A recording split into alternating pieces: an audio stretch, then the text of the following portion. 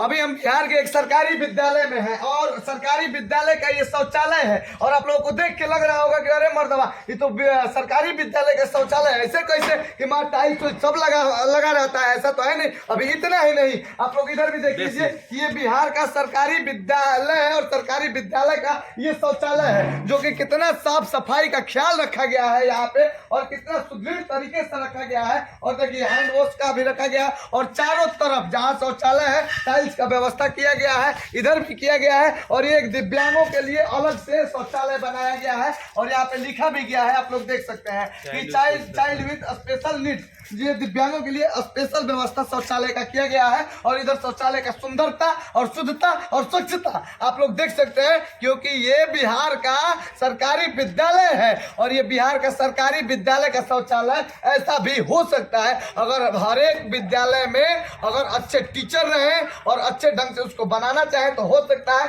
लेकिन बस टीचर से नहीं। इसका खास बात ये है कि इस विद्यालय में ये स्वच्छता भरा शौचालय जब आप देख रहे हैं तो एक महत्वपूर्ण कारण है यहाँ के गांव के लोग भी संगठित है और गांव के लोग भी योगदान करते हैं इस विद्यालय को और इस विद्यालय को शिक्षकों को कि आप बहुत ही अच्छे ढंग से हमारे गांव के विद्यालय को बनाइए और हमारे गांव के विद्यालय के शौचालय को भी अच्छे ढंग से बनाइए। क्या बाबू सही बोल रहे हैं ना? शौचालय बहुत अच्छा और सुंदर है